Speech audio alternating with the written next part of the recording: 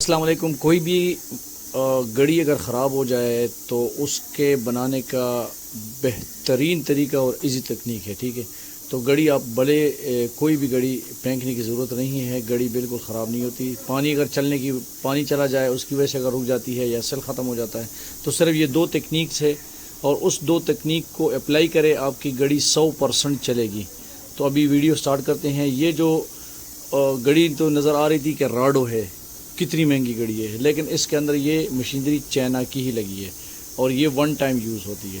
تو یہ خراب وہ بہت کم ہوتی ہے کیونکہ اس کے اندر جو مشینری ہے وہ پلاسٹک والا سارا سسٹم لگا ہوتا ہے۔ اچھا، یہ بھی اس گھڑی میں پانی چلا گیا تھا اور یہ سیل 0.9 بتا رہا ہے، جبکہ ہر سیل جو ہے نا 1.5 وولٹیج کا ہوتا ہے۔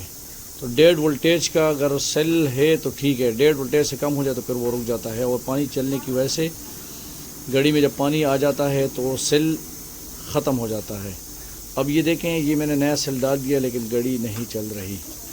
اب ایک پہلی تکنیک وہ ہو گئی، اگر وہ آپ نے اپلائی کی نہیں چلی تو اس کے بعد دوسری تکنیک سے، اور وہ انتہائی آسان اور میکسیمم تقریباً یہی ہوتا ہے۔ جب بندہ سیل نیا ڈال لیتا ہے لیکن گھڑی نہیں چلتی، بندہ کہتے خراب ہو جاتا ہے۔ اب نے کیا کرنا ہے، سوئی کی مدد سے اس گھڑی کے اس پین کو آپ نے باہر نکال لینا ہے۔ اس کو اب یہاں پہ ایک ڈاٹ ہوگا اس کے اوپر، تو اس کو آپ نے سوئی کی نوک رکھ لینا ہے اور چابی کو کھینچ لینا ہے، چابی آرام سے نکل جائے گی۔ یہ چابی نکلی ہے، اب اس کو آپ مشینری کو باہر نکالیں آرام سے، اور پھر آپ نے اس میں اور کوئی تکنیک نہیں ہے۔ یہ جو اس کی سیکنڈ والی سوئی ہے، اس سوئی کو آپ نے ریورس میں لے کے جانا ہے۔